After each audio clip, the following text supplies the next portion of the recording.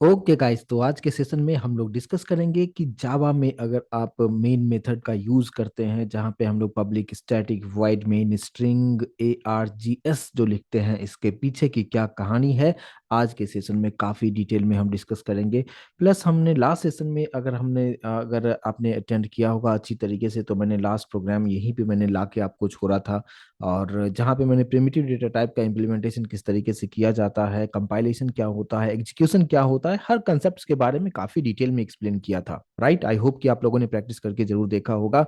और अगर आपने प्रैक्टिस किया है तो आज का सेशन और भी आपके लिए बेनिफिशियल होगा, चीज़ों को समझना और भी आसान होगा, क्योंकि ये कंटिन्यूस पार्ट जो है, अगर आप प्रॉपर तरीके से अटेंड कर रहे हैं तो ही इस सेशन का ज़्यादा मजा ले पाएंगे। पर फिर भी जो लोग फर्स्ट टाइम भी इस सेशन को ज्वाइन कर रहे हैं, आपको गारंटी के साथ में बोलूंगा कि इस चीज़ को आप अच्छी तरीके से समझ पाएंगे।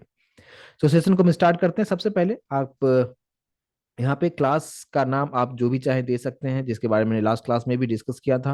और ये जो हमारे पास मेन मेथड है, तो आज हमारा टॉपिक है कि पब्लिक स्टैटिक वॉइड मेन क्या होता है, इसके पीछे क्या सब चीजें हैं, क्या सिग्निफिकेंट है, क्या हम मेन मेथड में कुछ चेंजेस हम कर सकते हैं अपने रिक्वायरमेंट के अकॉर्डिंगली या नहीं कर सकते हैं, अगर कर सकते हैं तो क्या सब चेंजेस हम कर सकते हैं। ये सब चीजों के बारे में आज के सेशन में डिस्कस करेंगे। तो सबसे पहले यहाँ पे जो कुछ भी मैंने यहाँ पे लिखा हुआ है, फिलहाल यहाँ पे सारा चीज को मैं यहाँ पे निकाल देता हूँ। प्लस लास्ट क्लास में हमने ये भी डिस्कस किया था कि प्रिंट से भी आप प्रिंट कर सकते हैं, और प्रिंट क्या है, प्रिंट एलन क्या है, बैकस्लैश एन किस तरीके से काम करता है, बहुत डिटेल में लास्ट सेशन में डिस्कस किया था। तो आज हम मेन मेथड को समझेंगे। तो बहुत ही इत्मीनान से आप बैठिए और समझने की कोशिश कीजिए। सबसे पहले आपको समझना है कि अभी तक हमने जो लास्ट क्लास में भी जो आपको कुछ प्रैक्टिकली आपको चीज़ों को करके दिखाया था, तो वहाँ पे मैंने आपको यही बताया था कि हमने क्लास लिखा है और एक ही जस्ट क्लास क्रिएट किया था, और मेन मेथड के अंदर में सिस्टम डॉट आउट के अंदर में जो कुछ भी लिखते थे हमें प्रिंट करके दिखाता था। राइट ना। अब बात करते हैं क्या हमारे पास हम एक ही क्लास बना सकते हैं क्या। अभी तक तो हम एक ही क्लास में काम कर रहे थे, लेकिन अगर हमें मल्टीपल क्लासेस के साथ काम करना होगा तो हम किस तरीके से काम कर सकते हैं, उसके बारे में भी पहले डिस्कस करेंगे। लेकिन उससे पहले हम मेन मेथड को समझते हैं। और ये जो भी कोडिंग मैंने यहाँ पे किया हुआ है, इसको मैंने जस्ट यहाँ से कॉपी कर लिया है, और कॉपी करके मैं इसको व्हाइट बोर्ड पे काफी डिटेल में इसको मैं एक्सप्लेन करूंगा। और अभी आपके सामने मैं यहाँ पे व्हाइट बोर्ड को लेके आता हूँ, और यहाँ पे जो भी कोडिंग मैंने उधर किया है, जस्ट उसको मैं यहाँ पे पेस्ट कर देता हूँ। और कुछ इस तरीके से हमारे पास एक सिंपल सा प्रोग्राम है, जो कि यहाँ पे मैंने इसको रख दिया है। अब इसको हम समझने की कोशिश करते हैं। ये पर्टिकुलर प्रोग्राम को मैंने कहाँ पे सेव किया है। इस पर्टिकुलर प्रोग्राम को मैंने जो सेव किया है, मैंने यहाँ पे अभी आप भी यहाँ पे देख पाएंगे कि मैंने जो सेव इसको किया हुआ है, डी ड्राइव फोल्डर में मैंने इसको सेव किया हुआ है। राइट। तो देखिए यहाँ पे इसका लोकेशन कहाँ पे है। डी ड्राइव के अंदर में मैंने एक वर्कशॉप नाम का फोल्डर बनाया है, और उस वर्कशॉप के अंदर में फाइल का नाम क्या है, मैक डॉट जावा हमने सेव किया हुआ है। राइट। तो ये हमारा लोकेशन है जहां पे मैंने इस मेरे पर्टिकुलर प्रोग्राम को हमने सेव करके रखा हुआ है। अब आपको समझना है कि क्लास मैक के अंदर में हमने जो पब्लिक स्टैटिक वॉइड में लिखा है, सबसे फर्स्ट जो कीवर्ड है जिसका मतलब है पब्लिक, तो इस पब्लिक कीवर्ड का क्या मतलब है, इसका क्या सिग्निफिकेंट है, उसे हम समझने की कोशिश करते हैं। अब आपने जो सॉफ्टवेयर आप जब भी इंस्टॉल करते हैं इसमें, क्योंकि आपको कंपलसरी तौर पे एक सॉफ्टवेयर इंस्टॉल करना होता है जिसको हम क्या कहते हैं, जेडीके कहते हैं, जिसके बारे में लास्ट सेशन में भी डिस्कस किया था। और जेडीके जब आप इंस्टॉल करते हैं तो जेडीके के अंदर में जेआरई होता है, और जेआरई के अंदर में जेवीएम होता है। ठीक है। तो जेडीके जो है यहाँ पे कुछ मैं इस तरीके से मैं कर दूं, ये तो इसका लोकेशन हो गया। कुछ इस तरीके से मैं कर देता हूं ताकि आपको समझना बहुत आसान होगा। और इसके अंदर जो है ये होता है जेवीएम, यानी ये हो गया जेडीके। जेडीके के अंदर जेआरई, और इस जेआरई के अंदर में ये वाला जो पार्ट हो जाता है, ये हो जाता है जेवीएम। मैंने सभी का रोल बताया था कि किसका क्या काम होता है, लेकिन अभी आपको जेवीएम के बारे में और भी बेहतर तरीके से कंसेप्ट को आप समझ पाएंगे। तो आपको करना क्या होता है कि मेन मेथड कंपलसरी तौर पे आपको लिखना होता है। इसके पीछे बस एक चीज कहानी ये है कि जेवीएम जो है हमेशा मेन मेथड को ही सर्च करता है, यानी आपने जो भी आपने कोडिंग किया है, आपने कुछ और भी बहुत सारे कोडिंग किया है, लेकिन हमेशा जो स्टार्टिंग पॉइंट होता है, जेवीएम जो है हमेशा मेन मेथड को ही वो सर्च करता है। यानी आपसे पूछा जाता है कि मेन मेथड लिखते हैं तो मेन मेथड कोई भी क्लास के अंदर में जो आप मेथड बनाते हैं, कहीं से न कहीं से उसे कॉल किया जाता है, और उसके बाद ही उस मेथड के अंदर में आप जो कुछ भी कोड लिखते हैं वो एग्जीक्यूट होता है। तो यहाँ पे आपसे पूछा जाता है कि ये जो हमारे पास एक मेन मेथड जो बना हुआ है, इस पर्टिकुलर मेन मेथड को कौन कॉल करता है, ये आपसे इंटरव्यू में पूछा जाता है। तो आपको बताना है कि इसे कॉल करता है जेवीएम, यानी जावा वर्चुअल मशीन जो है, it's responsible to call the main method. इस बात पे आपको ध्यान रखना है, यानी जेवीएम हमेशा मेन मेथड को ही कॉल करता है। अब बात ये पूछा जाएगा क्या कि अगर आपने मेन मेथड के अलावा अगर खुद का भी कुछ मेथड अगर आप क्रिएट करते हैं कुछ पर्टिकुलर कोड को एग्जीक्यूट करने के लिए, तो क्या मेन मेथड की तरह ही जेवीएम उसको भी कॉल करता है क्या? तो आपको आंसर देना होगा बिल्कुल नहीं। क्यों? फिर आपसे पूछा जाएगा ऐसा क्यों? क्योंकि जेवीएम जो है सिर्फ मेन मेथड को ही कॉल क्यों करता है? क्योंकि जेवीएम के अंदर में पहले से ही दिया गया है उसको इंस्ट्रक्शन कि उसे पब्लिक जहां पे भी मिले, यानी पब्लिक स्टैटिक वाइड मेन, मैं शॉर्ट में लिख रहा हूँ समझ में आ जाएगा, P for public, S for static, V for void, M for main, और यहाँ पे स्ट्रिंग ARGS, ये पहले से ही उसको मेंशन यहाँ पे करके दिया गया है। ठीक है, और इसलिए वो हमेशा इसी को सर्च करता है और इसी को जाके कॉल करता है। तो यहाँ पे इंटरव्यू क्वेश्चंस क्या होगा, आपसे पूछा जाएगा कि मेन मेथड को कौन कॉल करता है, तो आपको बताना है कि जेवीएम कॉल करता है। पूछा जाएगा कि जेवीएम जो है ये कहाँ होता है, तो आपको बताना है कि once you will install the JDK in your system, JDK के अंदर में ही आपको जेआरई मिल जाता है, आपके सिस्टम में इंस्टॉल हो जाता है, और जेआरई के अंदर में जेवीएम होता है, और यही जेवीएम जो है मेन मेथड को कॉल करता है। बस आपको इतना बताना है।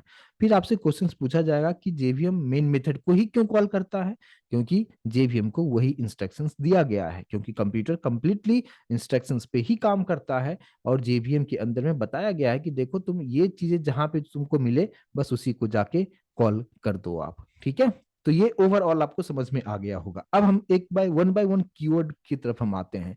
अगर मैं बात करता हूं सबसे फर्स्ट जो कीवर्ड है जो कि है यहाँ पे पब्लिक। अब इस पब्लिक कीवर्ड का क्या मतलब है? नॉर्मली क्या होता है कि अगर आप पब्लिक और प्राइवेट को कुछ इस तरीके से समझ सकते हैं कि कोई भी प्रॉपर्टी अगर पब्लिक होता है तो उसे कोई भी एक्सेस कर सकता है। जैसे पब्लिक पार्क होता है जहाँ पे कोई भी जा सकते हैं, आप भी जा सकते हैं, हम भी जा सकते हैं, कोई भी वहां पे जा सकता है। लेकिन कुछ ऐसा भी प्रॉपर्टी होता है जो प्राइवेट होता है, जो किसी का घर होता है, उस तरीके से आप वहां पे नहीं जा सकते हैं, राइट? तो प्राइवेट प्रॉपर्टी होना मतलब जो जिसका है वही एक्सेस कर सकता है, लेकिन जो पब्लिक प्रॉपर्टी है वो कोई भी जाके उसको आप वहां पे यूज कर सकते हैं। तो कुछ इस तरीके से आपको समझने की कोशिश करना है। तो पब्लिक जो है यहाँ पे एक, इसको कहा जाता है क्या, ये एक एक्सेस स्पेसिफायर इसको हम कहते हैं, यानी एक्सेसिबिलिटी, कौन कौन इसको एक्सेस कर सकता है उस पॉइंट ऑफ व्यू से यहाँ पे कहा जाता है इसको। तो पब्लिक लिखने का मतलब क्या है? अब देखिए आप, मैंने आपको जस्ट अभी एक्सप्लेन किया कि जेवीएम इसको कॉल करता है, लेकिन अगर स्टार्टिंग में यहाँ पे पब्लिक कीवर्ड अगर नहीं लिखा होता है ना, तो यहाँ पे किसी भी मेथड जब भी आप बनाते हैं, हम आगे के सेशन में डिस्कस करेंगे, बट अभी फिलहाल आप इतना समझिए कि कोई भी मेथड आप बनाते हैं तो उससे पहले पब्लिक प्राइवेट होता है, इवन प्रोटेक्टेड भी होता है, डिफॉल्ट भी होता है।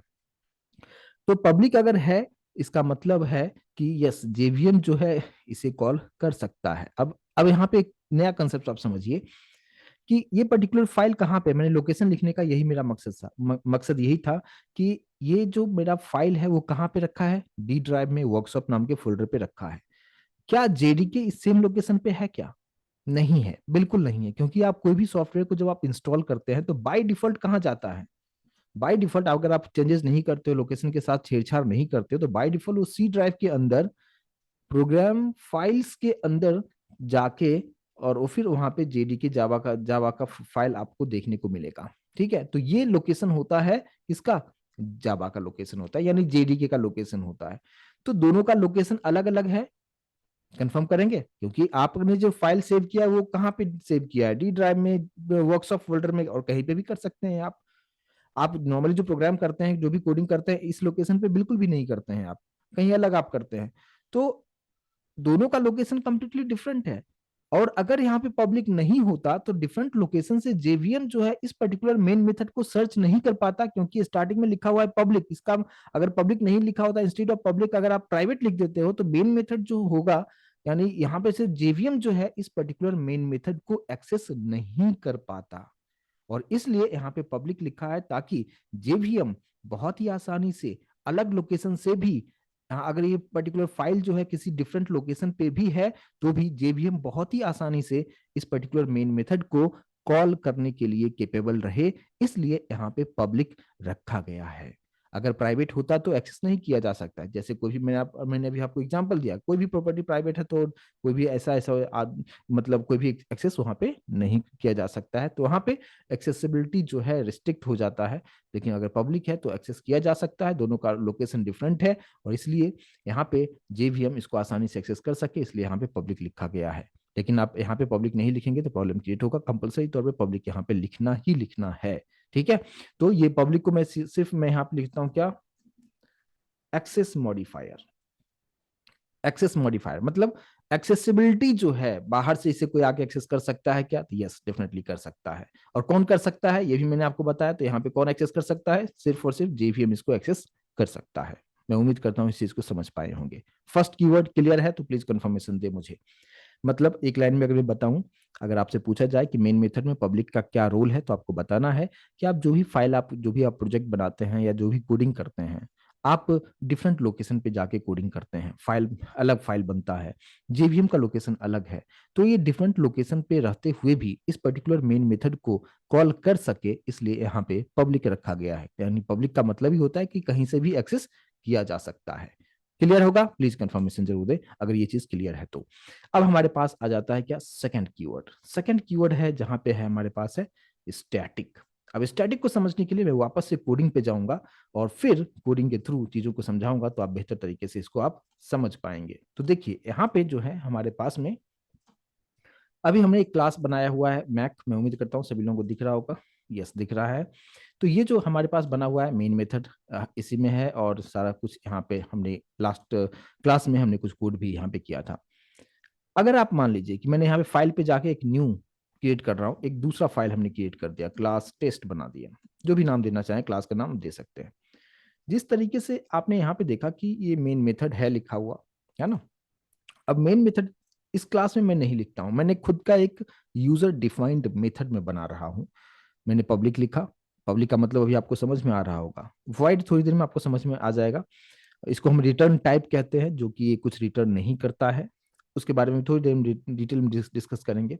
और मान लीजिए कि मैंने यहाँ पे एक शो नाम का मेथड बना दिया, और ध्यान रखना है कि जो ब्रैकेट साइन होता है ये मेथड को रिप्रेजेंट करता है, इस चीज को समझना। जैसे क्लास लिखा, जस्ट नाम लिख के छोड़ दिया, लेकिन जब भी आप मेथड आप बनाते हो तो सबसे पहले एक्सेस मॉडिफायर आप दीजिए कि ये पब्लिक है, ये प्राइवेट है या प्रोटेक्टेड है। तो इस पब्लिक प्राइवेट प्रोटेक्टेड के बारे में इनहेरिटेंस टॉपिक में काफी डिटेल में डिस्कस हम करेंगे, बट यहाँ पे आप जस्ट हम पब्लिक के बारे में बता रहा हूँ, क्योंकि मैंने अभी पब्लिक के बारे में आपको एक्सप्लेन भी किया है। वाइड रिटर्न टाइप होता है जो कि कुछ भी रिटर्न नहीं करता है, और ये मेथड का नाम होता है जो कि यूजर डिफाइंड है। यूजर डिफाइंड मतलब क्या, मैंने अपने मर्जी से कुछ भी नाम दे दिया, आप दे सकते हैं, लेकिन आगे कंपलसरी तौर पे ये ब्रैकेट साइन आपको कंपलसरी तौर पे देना है, इस बात पे ध्यान देना है। और फिर curly bracket open and close किया, और यहाँ पे मैं कुछ प्रिंट कर रहा हूँ, मैंने प्रिंट कर दिया क्या, system dot out dot print, और यहाँ पे डबल कोड के अंदर मैंने मैसेज क्या दे दिया, hello I am in class test. Just ये एक मैसेज हमने यहाँ पे मुझे प्रिंट करना है। ठीक है, अब आप बताएं कि क्या ये पर्टिकुलर प्रोग्राम को अगर आप कंपाइल करके रन करेंगे तो आपको आउटपुट मिलेगा या नहीं मिलेगा, क्या लग रहा है आपको। क्योंकि अभी जस्ट मैंने आपको एक्सप्लेन किया है कि विदाउट मेन मेथड रन नहीं होता है, क्योंकि ये जो आपने बनाया है ये मेन मेथड नहीं है, ये यूजर डिफाइंड मेथड है जो हमने खुद से बना दिया है। जेवीएम इसको जाके कॉल तो करेगा नहीं, और अगर जेवीएम इसको कॉल ही नहीं करेगा तो हमें ये आउटपुट नहीं मिलेगा। तो सबसे पहले इसको हम सेव कर लेते हैं। सेव कैसे करेंगे, कंट्रोल एस किया है, और सेम उसी लोकेशन पे वर्कशॉप सेम वाला जो जिस लोकेशन पे हमारा मैक डॉट जावा था, सेम इसी लोकेशन पे मैं जाके इसको सेव करूंगा, और फाइल का नाम वही दूंगा जो क्लास का नाम है। तो क्लास का नाम क्या है, टेस्ट है, तो मैंने यहाँ पे टेस्ट डॉट जावा करके हमने यहाँ पे सेव कर दिया। ठीक है, यानी अगर यहाँ पे कभी कर्सर अगर आप रखेंगे तो डी में वर्कशॉप में टेस्ट डॉट जावा सेव है, और ये जो मैक वाला है वो भी सेम लोकेशन पे, दोनों को मैंने सेव कर दिया है, लेकिन ये हमें आउटपुट नहीं देगा। अगर इसको मैं आपको कंपाइल करके और रन करके भी दिखाऊं तो भी आपको चीजों को समझना आसान होगा। तो देखिए मैं यहाँ पे इस कमांड प्रॉम्प्ट को ओपन करता हूँ, यानी मैंने यहाँ पे CMD करते हुए ओपन किया कमांड प्रॉम्प्ट, अभी आप यहाँ पे देख पा रहे होंगे। एक सेकेंड, यहाँ पे क्लियर है, कमांड प्रॉम्प्ट सभी लोगों को दिख रहा होगा, ठीक है ना? कमांड प्रॉम्प्ट दिख रहा है, ठीक है। अभी हम लोग कहाँ पे लोकेशन है? सी ड्राइव में, यूजर्स में, एडमिन में, लेकिन मेरा मुझे जाना कहाँ पे है? मेरा प्रोग्राम कहाँ पे है? हमारा प्रोग्राम डी में है, तो हम जाएंगे कहाँ पे? कैसे जाएंगे? डी कोलन लिख दें, आप डी ड्राइव में चले जाएंगे। डी ड्राइव में कहाँ पे जाना है? तो उसके लिए मैंने बताया था CD, और फिर कौन से फोल्डर का नाम क्या है? वर्कशॉप, एंटर करेंगे। वर्कशॉप में हम लोग आ चुके हैं। अब मैंने आपको ये बताया था कि किसी भी जावा प्रोग्राम को जब कंपाइल करते हैं तो डॉट क्लास फाइल बनता है, ठीक है। अब यहाँ पे एक न्यू कंसेप्ट और भी मैं आप लोगों को समझा दूं कि अगर उस लोकेशन पे मैं चल के अगर आपको दिखाऊं जहां पे मैंने सेव किया हुआ है, यानी डी ड्राइव में वर्कशॉप में अगर हम आते हैं, तो पहले से जो हमारे पास डॉट क्लास फाइल जो बना हुआ है उसको मैं डिलीट कर देता हूँ, क्योंकि लास्ट क्लास में मैंने आपको बताया था। और अभी हम लोग यहाँ पे देखते हैं, ठीक है। अभी आप दोनों फाइल यहाँ इस लोकेशन पे देख पाओगे, टेस्ट डॉट जावा भी है और मैक डॉट जावा भी है। दोनों फाइल यहाँ पे क्रिएट हो चुका है, और मैं भी टेस्ट को हम लोग कंपाइल करके देखेंगे, ठीक है। कंपाइल करने का सिंटेक्स क्या होता है? जावा सी, और फिर यहाँ पे आपको लिखना है टेस्ट डॉट जावा। तो मेरा आप सबसे क्वेश्चन ये है कि क्या अभी अगर मैं टेस्ट डॉट जावा को कंपाइल करता हूं तो क्या मेरा जो यहाँ पे जो फाइल क्रिएट होता है डॉट क्लास फाइल बनेगा या नहीं बनेगा? क्योंकि आप जानते हैं कि टेस्ट डॉट जावा के पास मेन मेथड नहीं है। आप में से कुछ लोगों का आंसर आ रहा है कि जिसके पास मेन मेथड नहीं होता है उसको हम कंपाइल नहीं कर सकते, लेकिन आपको बताऊं कि आप कंपाइल कर सकते हैं, कि बिना मेन मेथड के भी आप किसी भी जावा फाइल को कंपाइल करेंगे तो डेफिनेटली अगर आपने कोडिंग अच्छी तरीके से किया है, कुछ सिंटैक्स मिस्टेक नहीं होगा, तो ये आपको डॉट क्लास फाइल यानी बाइट कोड क्रिएट करके देता ही देता है। तो अभी आपने देखा कि टेस्ट वाले में हमारे पास मेन मेथड नहीं था, बट फिर भी यहाँ पे ये लिखने के बाद मैं एंटर प्रेस करूंगा तो यहाँ पे टेस्ट डॉट क्लास आपको डेफिनेटली आपको यहाँ पे ये बना के देगा। आप देख पा रहे हैं सभी लोग? प्लीज मुझे कंफर्म करें यहाँ पे।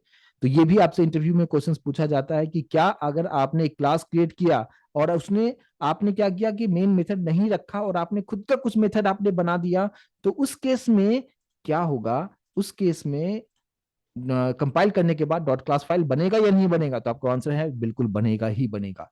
लेकिन अब क्वेश्चन ये होगा कि अगर इसको रन किया जाए तो मुझे आउटपुट मिलेगा या नहीं मिलेगा?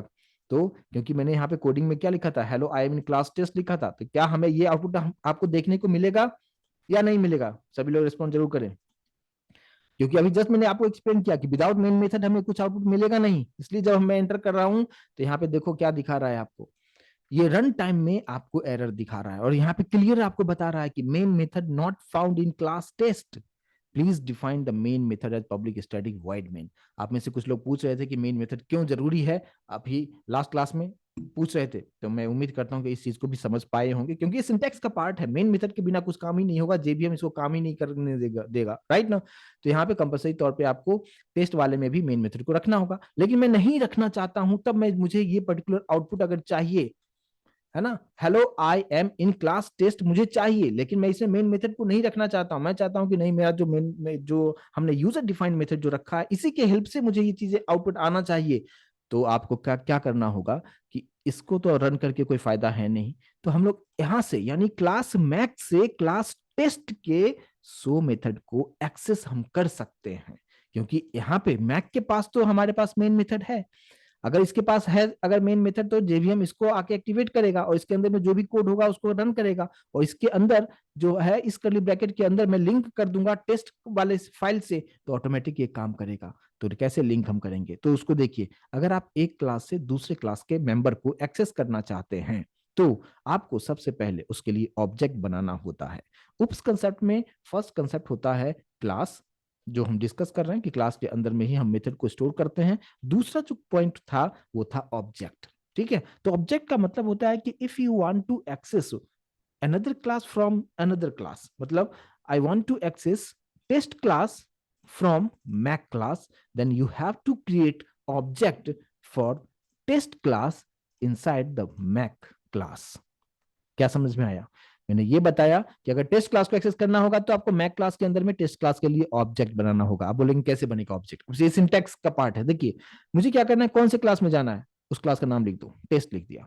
ऑब्जेक्ट का नाम एज ए वेरिएबल की तरह आप समझिए, जो लास्ट क्लास में भी डिस्कस किया था। जस्ट वेरिएबल का नाम आप कुछ भी आप लिख सकते हो, जस्ट मैंने लिख दिया ओबी, ओबी फॉर ऑब्जेक्ट। आप नाम कुछ भी एबीसीडी एक्स वाई जेड कुछ भी लिख सकते हो। इक्वल्स टू देना है, उसके बाद न्यू, न्यू से मेमोरी अलोकेट होगा, किसके लिए, मैंने यहाँ पे टेस्ट लिखा है। कुछ इस तरीके से ये सिंटैक्स आपको फॉलो करना है। और ये होता है क्या, मैं यहाँ पे लिख देता हूँ, इसी को हम कहते हैं कि क्रिएटिंग ऑब्जेक्ट, कि आप एक ऑब्जेक्ट बना रहे हो किसके लिए, टेस्ट क्लास के लिए। ठीक है। और अब ये बनाने का मतलब क्या, ये आप इस ऑब्जेक्ट यहाँ पे जो मैंने बनाया है ना ओबी, इस ओबी के हेल्प से आप टेस्ट क्लास के अंदर जो शो मेथड है उसे आप कॉल कर सकते हैं। तो हम कैसे कॉल करेंगे, यहाँ पे क्या लिखेंगे, ओबी ऑब्जेक्ट का नाम, डॉट ऑपरेटर यूज करते हुए, और उस मेथड का नाम क्या था, शो मेथड, और यहाँ पे कुछ इस तरीके से कर देंगे। अब क्या होगा कि अब आपको कंपाइल इसे करना है। जैसे आप इसको कंपाइल करेंगे उसके बाद जेवीएम है, देखिएगा मेन मेथड यहाँ पे है, यहाँ पे इसके अंदर आ जाएगा। फिर टेस्ट के लिए ऑब्जेक्ट बनाएगा, और उसको अब ये भी जेवीएम को समझ में आ जाएगा कि यस उसे टेस्ट मेथड का भी, टेस्ट क्लास का भी काम करना है। और फिर यहाँ पे ऑब्जेक्ट के हेल्प से आप शो को आप यहाँ पे वो ऑटोमेटिक कॉल करेगा, और जैसे शो कॉल होगा और ये जो मैसेज है वो आपको प्रिंट करके आपको यहाँ पे दिखा देता है। राइट। तो अब यहाँ पे इसको हम रन करके देखिए यहाँ पे कि काम किस तरीके से करेगा। तो देखिए आप सबसे पहले आपको करना क्या है, अब मैं वापस से उस लोकेशन पे फिर से आता हूँ, और जो पहले जो टेस्ट डॉट क्लास फाइल बना था इसको मैं डिलीट कर देता हूँ। अभी हमारे पास दो जावा का फाइल है, मैक डॉट जावा और यहाँ पे टेस्ट डॉट जावा, ये दो फाइल हमारे पास यहाँ पे है। और अब आपको सिंपली करना क्या है, अब आपको कंपाइल करो। अब देखो आप यहाँ पे एक चीज और आपसे पूछा जाता है कि अब मैंने क्या बताया कि मेन क्लास जो हमारे पास है मैक वाला जिसके अंदर मेन मेथड है उसी को हम कंपाइल करते हैं, जावा सी मैक डॉट जावा, जैसे मैंने ये लिखा है। अब आपसे पूछा जाएगा कि क्या मैक डॉट जावा को जब आप कंपाइल करेंगे तो यहाँ पे डॉट क्लास फाइल टेस्ट के लिए बनेगा या नहीं बनेगा। तो आपको आंसर देना है, क्या दे सकते हैं, बताएं किसके लिए बनेगा। यहाँ पे सिर्फ एक ही डॉट क्लास फाइल बनेगा या दो डॉट क्लास फाइल बनेगा।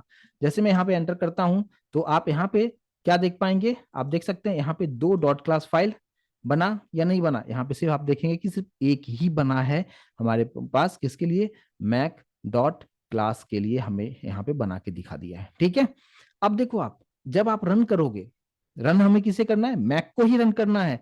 और जब आप एंटर कर रहे हो तो ये जो हमें आउटपुट दिखा रहा है ये हमें पुराना आउटपुट हमें दिखा रहा है, जो कि अभी हमारे पास यहाँ पे जो है कि पुराना आउटपुट क्यों दिखाया, क्योंकि यहाँ पे मैंने सेव नहीं किया हुआ था जो भी हमने चेंजेस किया, इसलिए इसको हम सेव कर लेंगे, इस बात पे ध्यान देना है। और इसलिए मैंने यहाँ पे सेव नहीं किया था क्योंकि ये प्रोग्राम लास्ट टाइम जो मैंने किया था जिसका आउटपुट मैंने 10+20 किया था, इसलिए आपको ये भी समझ में आया होगा कि आप जो कुछ भी चेंजेस करते हैं आप सेव करके फिर से कंपाइल करें। अगर नहीं करते हैं सेव तो आपका जो पुराना आउटपुट है वही दिखाएगा। इसलिए मैं वापस से यहाँ पे आऊंगा और फिर से यहाँ पे मैक डॉट क्लास को फिर से मैं यहाँ से डिलीट कर दिया हूँ।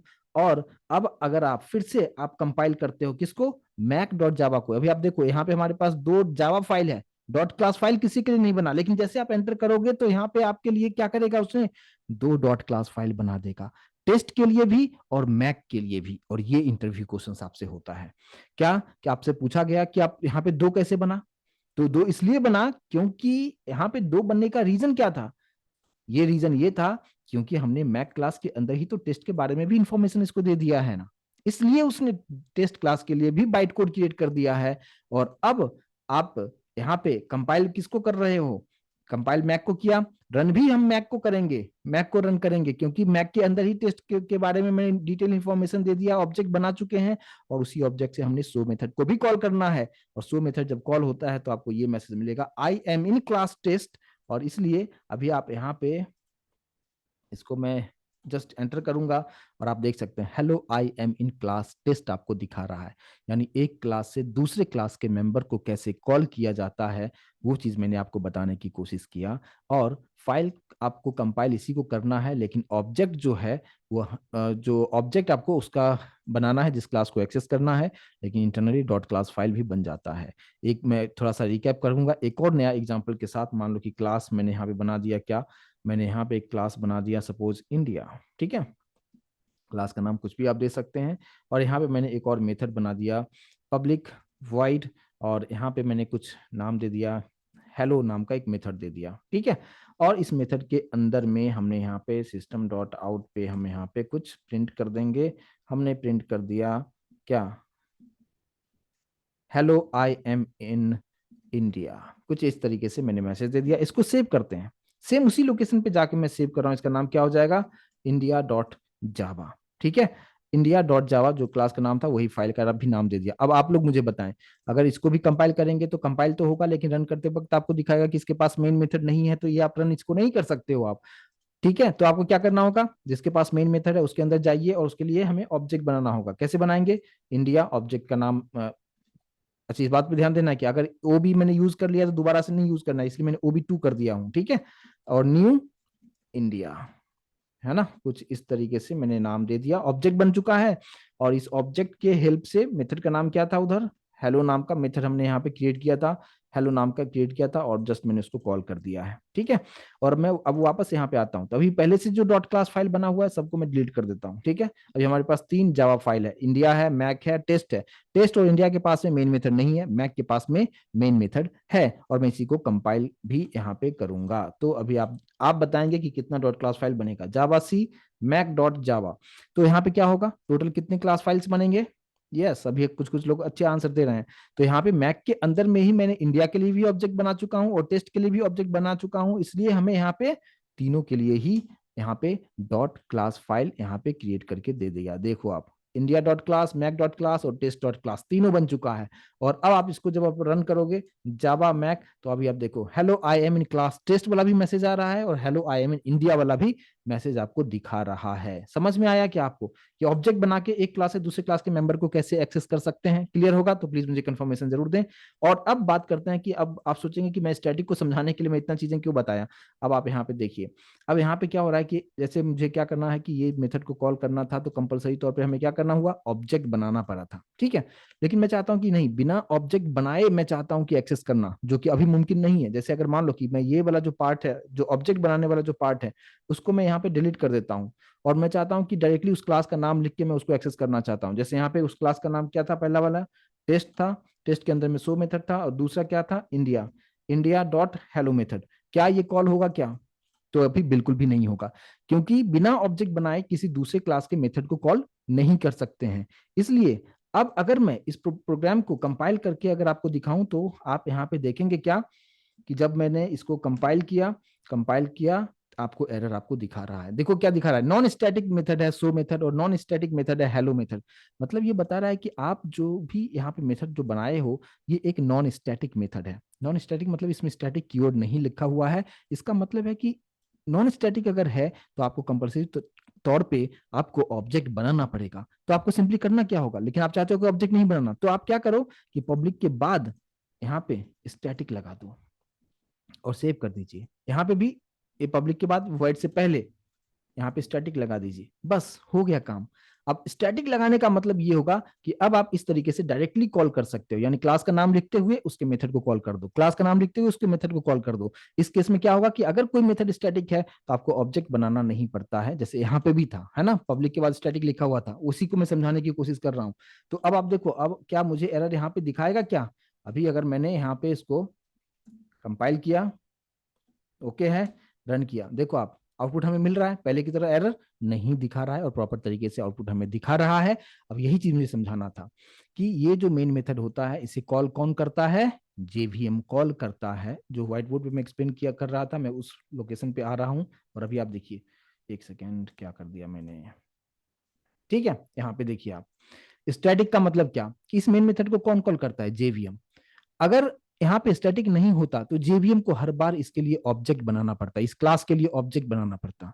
इसलिए यहाँ पे स्टैटिक दे दिया गया है ताकि जेवीएम जो है इस पर्टिकुलर मेन मेथड को जब कॉल करेगा तो उसे क्लास मैक के लिए ऑब्जेक्ट नहीं बनाना पड़े, इसलिए स्टैटिक कीवर्ड यहाँ पे दिया गया है। समझ में आया तो प्लीज कंफर्मेशन दे, यानी यहाँ पे no need to create object to call main method.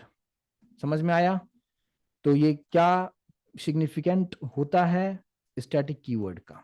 ठीक है, क्लियर होगा। तीसरा जो कीवर्ड है वो है void। void को हम जस्ट कहते हैं क्या, कि रिटर्न टाइप होता है, कि एक जब मेथड कॉल होता है तो कुछ भी रिटर्न नहीं देता है, किसे, यानी इट डजंट रिटर्न, आपको बताना है क्या, it doesn't return any value to the JVM. क्योंकि जेवीएम इसको कॉल करता है तो ये जेवीएम को कुछ भी रिटर्न वैल्यू नहीं देता है, किसको रिटर्न वैल्यू देगा, फाइनल जो यूजर होगा उसको देगा।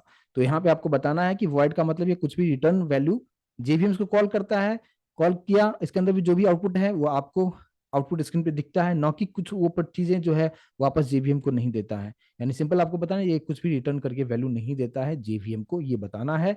और इसके बाद ये जो होता है मेन, मेन जस्ट मेथड का नाम है ना, it's a name of the method, लेकिन जो कि इनबिल्ट है, पहले से ही डिफाइन किया गया है और ये पहले से ही जेवीएम को पता है, और इसका जस्ट मेन यहाँ पे नाम है। और जिस तरीके से मैंने भी आपको शो मेथड बनाया, हेलो मेथड बनाया, उसी तरीके से ये मेन मेथड है जो पहले से ही डिफाइन किया गया है। प्लस अब यहाँ पे जो स्ट्रिंग ARGS जो आप देख रहे हो, इसको थोड़ा सा मैं कुछ ऐसे कर दूं, स्ट्रिंग ARGS, इसको हम क्या कहेंगे, इसको क्या कहते हैं, किसी के पास कुछ आइडिया है? इसे हम कहते हैं कमांड लाइन आर्गुमेंट्स। अब आप बोलेंगे कि ये कमांड लाइन आर्गुमेंट्स क्या होता है भाई? कमांड लाइन आर्गुमेंट्स इसको कहते हैं। अब कमांड लाइन आर्गुमेंट्स का मतलब क्या है, अभी आप देखिए, इस चीज को समझिए। मैं वापस से कोडिंग पे आ रहा हूँ कमांड लाइन आर्गुमेंट्स को समझने के लिए, और इसको प्रैक्टिकली मैं करके दिखाऊंगा कि उसका क्या मकसद क्या होता है। देखिए, ये जो है स्ट्रिंग ARGS है ना, स्ट्रिंग ARGS, ARGS क्या है? जस्ट एक वेरिएबल का नाम है, और ये जो साइन होता है ये एरे साइन को इंडिकेट करता है। अगर आपने थोड़ा सा C++ सीखे होंगे तो वहाँ पे एरे एक टॉपिक होता है जहाँ पे इंडेक्सिंग जो होता है, काउंटिंग जो होता है, इसमें डेटा स्टोर किया जाता है। यानी ARGS मतलब एक वेरिएबल है जिसमें आप वैल्यू को स्टोर कर सकते हैं, लेकिन जो वैल्यू स्टोर होता है वो 0 1 2 3 4 इस तरीके से स्टोर होता है। मान लीजिए कि मैंने यहाँ पे क्या रखा, सिस्टम डॉट आउट पे मैं प्रिंट करना चाह रहा हूँ क्या, system dot out dot println पे हमने मैसेज प्रिंट कर दिया है। यहाँ पे जस्ट मैं लिख रहा हूँ क्या, ARGS, और यहाँ पे लिख दिया मैंने 0, कुछ ऐसा लिखा है मैंने, क्योंकि ARGS के पास मल्टीपल वैल्यूज आप दे सकते हैं, लेकिन जो भी वैल्यू आप देंगे वो 0 1 2 3 इस तरीके से फॉर्मेट में जाता है। अब देखो इसका क्या मतलब होता है, अभी तो मैंने यहाँ पे क्या प्रिंट कर दिया है, ARGS 0। अब इस प्रोग्राम को अगर हम कंपाइल करें पहले और रन करें, फिर आपको मैं चीजों को समझाने की कोशिश कर रहा हूँ। अभी मैं बाकी दो क्लास से लिंक नहीं है, क्योंकि यहाँ पे मेन में हम मैक वाले में हमने सिर्फ इस स्टेटमेंट को लिखा है। तो अब क्लास मैक जो है टेस्ट और इंडिया डॉट जावा फाइल से कोई इसको मतलब नहीं है, ये इंडिपेंडेंट हो चुका है। अब यहाँ पे देखो भी आप, मैंने इस पर्टिकुलर प्रोग्राम को मैंने यहाँ पे कंपाइल किया, ठीक है, कंपाइल किया। अब मैं रन करते टाइम आप ध्यान से देखिएगा मैं रन कैसे कर रहा हूँ, जावा लिखा और मैक लिखा, ठीक है, और स्पेस देख के मैंने यहाँ पे मेरा नाम लिख दिया है, कुमार, ठीक है। तो इससे क्या होगा कि ये जो कुमार डेटा मैंने यहाँ पे जो लिखा है ना, ये कुमार इसको मिलेगा, ARGS के 0 पोजीशन पे जाके स्टोर हो जाएगा, और उसी को मैंने यहाँ पे प्रिंट कर दिया कि ARGS के 0 पोजीशन पे कौन सा डेटा है। तो अब अगर आप यहाँ पे इसको, मैंने क्या लिखा, जावा क्लास का नाम रन करने के लिए, लेकिन हम सिर्फ पहले एंटर करते थे, लेकिन मैंने यहाँ से डेटा दे दिया कुमार, और ये हमारे प्रोग्राम को मिल जाएगा, और अभी आप देख सकते हो कुमार आपको यहाँ पे देखने को मिलेगा। आप चाहते हैं क्या कि मल्टीपल डेटा आपको दे सकते हो, तो उसके अकॉर्डिंगली मैं यहाँ पे कुछ इस तरीके से लिख देता हूँ, ये 0 हो गया, 0 के बाद हो गया 1, ये हो जाएगा यहाँ पे 2, कुछ इस तरीके से। अब मैं 3 डेटा दे सकता हूँ वहां से, ठीक है। अब देखिए आप, 3 डेटा अगर मैं देता हूँ तो किस तरीके से हम देंगे, फिर से हमें सबसे पहले तो कंपाइल करना होगा। तो हमने यहाँ पे सबसे पहले कंपाइल, सॉरी गलत, पहले रन कर दिया मैंने, कंपाइल किया, कंपाइल करना है। उसके बाद जब आप रन करेंगे, जावा मैक मैंने लिख दिया कुमार, मैंने लिख दिया इंडिया, मैंने लिख दिया महाराष्ट्र, ठीक है।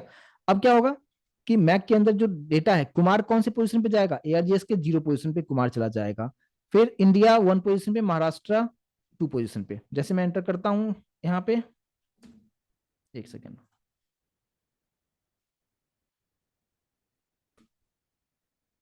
तो ये यहाँ पे हमारे पास तीनों जो डेटा है आप यहाँ पे देख पाएंगे, कुमार, इंडिया और महाराष्ट्र, यानी तीनों जो है हमें प्रिंट करके दिखा रहा है। यानी स्ट्रिंग ARGS के हेल्प से आप रन टाइम में कुछ भी आर्गुमेंट्स आप पास कर सकते हैं। रन करते वक्त यहाँ पे जो रन करने का जो कमांड है वहीं पे आप डेटा पास कर सकते हो आप, और वो आप अपने प्रोग्राम में अपने रिक्वायरमेंट के अकॉर्डिंगली आप यूज आप कर सकते हो। समझ में आया कि स्ट्रिंग ARGS का क्या यूज है, कि जब आप रन करते हैं, कंपाइल करने के बाद जब आप रन करते हैं, उसी टाइम आप जो भी डेटा आप देते हो वो ARGS के पास चला जाएगा, और वहां पे इसके पास जो भी डेटा जाता है वो 0 1 2 3 इस तरीके से जाता है, और उसको आप यहाँ पे प्रिंट आप कर सकते हैं।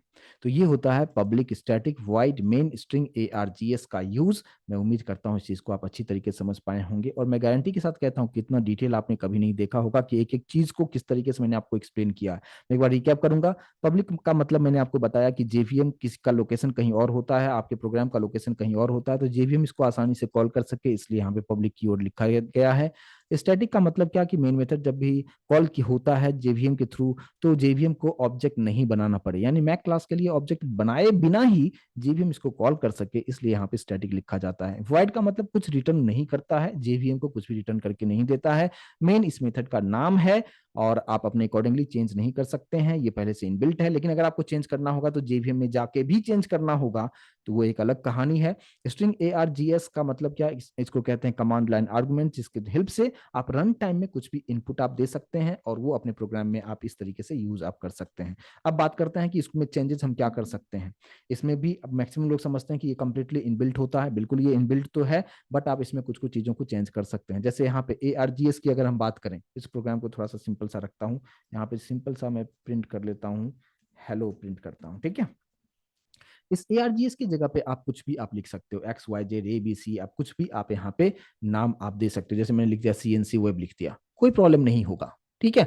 ये आराम से काम करेगा, ये जस्ट वेरिएबल का नाम है, सो आप चेंज कर सकते हो। ये भी आपसे इंटरव्यू में पूछा जाता है, ऐसा लिख देगा, बोलेगा यहाँ पे कुछ भी लिख देगा, यानी ARGS की जगह पे कुछ भी लिख देगा, बोलेगा ये सही है क्या। अब देखो कंपाइल करके मैं आपको दिखाता हूँ, फिर आपको और समझ में आ जाएगा। तो ये पॉसिबल है क्योंकि ये जस्ट वेरिएबल का नाम है, तो आप इसको आराम से चेंज आप कर सकते हो, कोई प्रॉब्लम नहीं होगा। देखो कंपाइल मैंने यहाँ पे किया, कोई भी एरर नहीं आ रहा है, राइट ना। और जब आप इसको आप रन करोगे जावा मैक, अभी आप देखो आउटपुट हमें प्रॉपर तरीके से दिखा रहा है, तो इसमें कोई भी प्रॉब्लम हमें यहाँ पे देखने को नहीं मिल रहा है। प्लस आप ये जो स्क्वायर ब्रैकेट है ना, इसको आप यहाँ से हटा के CNC से पहले लिख दो, तो भी ये वैलिड सिंटैक्स है, कोई प्रॉब्लम नहीं होगा। मैं फिर से इसको कंपाइल करके आपको दिखा देता हूँ ताकि आपको भरोसा हो जाए। क्लियर है, आप ऐसा भी लिख सकते हो। तो ये सब इंटरव्यू पॉइंट ऑफ व्यू से बहुत इंपॉर्टेंट होता है। कभी कभी यहाँ पे नहीं होगे, ये स्ट्रिंग के जस्ट बाद ऐसा लिखा रहेगा, आपसे बोला जाएगा ये सिंटैक्स सही है क्या, आप बोलोगे बिल्कुल सही है, कोई प्रॉब्लम नहीं होगा। देखो मैंने कंपाइल किया और कंपाइल करने के बाद मैं यहाँ पे रन करता हूँ, कोई प्रॉब्लम नहीं होगा, प्रॉपर तरीके से ये काम करेगा। कभी कभी तो ये स्क्वायर ब्रैकेट होगा ही नहीं और वहां पे 3 डॉट लिखा होगा, तो भी आपको बताना है कि यस ये भी जो है वैलिड सिंटैक्स है और जेवीएम को इसके बारे में पता है, और इसलिए जेबीएम यहाँ पे कोई भी आपको एरर वगैरह नहीं दिखाएगा और आपको प्रॉपर तरीके से आउटपुट आपको करके दिखाता है। ये सब बहुत इंपॉर्टेंट पॉइंट होता है माय डियर फ्रेंड्स, ठीक है। तो इस तरीके से कर सकते हैं। अच्छा एक चीज और कर सकते हो, ये जो सीक्वेंस है ना इसको चेंज कर सकते हो आप। पब्लिक को यहाँ से हटा के मैंने यहाँ पे डाल दिया, कुछ ऐसा, स्टैटिक पहले फिर पब्लिक और फिर वॉइड मैंने ऐसा, तो ये भी एक वैलिड सिंटैक्स है। अभी फिर से मैं कंपाइल करके आपको दिखा देता हूँ, जैसे मैंने यहाँ पे कंपाइल किया है, सब कुछ ठीक है, रन किया, आप देख सकते हो आप, है ना। तो ये चीजें आपको समझ में आ गया होगा कि मेन मेथड क्यों जरूरी होता है, मेन मेथड को कौन कॉल करता है, सभी कीवर्ड्स का क्या मतलब होता है, सभी के बारे में आपको बताया। कभी कभी आपसे इंटरव्यू में पूछा जाता है कि क्या मेन की जगह पर हम कुछ दूसरा नाम लिख सकते हैं क्या, तो आपको बताना है कि आप मैनुअली उसको नहीं कर सकते हैं, लेकिन अगर करना चाहें तो आप कर सकते हैं। मतलब क्या कि जेवीएम को पहले से ही बताया गया कि पब्लिक स्टैटिक वाइड मेन ही वहां पे लिखा गया है, तो अगर जेवीएम वाले यानी जावा वाले अगर चाहें तो वहां पे उसको चेंज कर सकते हैं, यानी यहाँ पे जो है मेन की जगह पे कुछ और XYZ लिख दें, तो वही आपको यहाँ पे भी लिखना होगा, इस बात पे ध्यान देना है, ठीक है। तो पहले से ही ये सब सिंटैक्स उसको देख के रखा गया है और उसी को देखता है और जेवीएम इसको कॉल करता है और प्रॉपर तरीके से आपको आउटपुट मिलता है। तो मैं उम्मीद करता हूँ कि पब्लिक स्टैटिक वाइड मेन क्यों जरूरी होता है, इसको कौन कॉल करता है, एक एक कीवर्ड के बारे में मैंने आपको बताने की कोशिश किया है। मैं उम्मीद करता हूँ इस चीज को आप बेहतर तरीके से समझ पाए होंगे, और अगर समझ पाए हैं तो प्लीज मुझे कंफर्मेशन चैट बॉक्स के थ्रू जरूर दें, क्योंकि एक एक चीज को मैंने बहुत बारीकी से और डिटेल में मैंने बताने की कोशिश किया है। एक क्लास से दूसरे क्लास को कैसे एक्सेस किया जाएगा, स्टैटिक कीवर्ड क्या होता है, हर चीज के बारे में आपको बताया कि ऑब्जेक्ट बनाना कैसे है, किसका डॉट क्लास फाइल बनेगा, किसका नहीं बनेगा, हर तरह से आपको बताने की कोशिश किया। प्लीज मुझे कंफर्मेशन जरूर दें, ऑल क्लियर है और सेशन को आपने एंजॉय किया है तो प्लीज आप जरूर कंफर्मेशन जरूर दें। चलिए guys, thank you so much.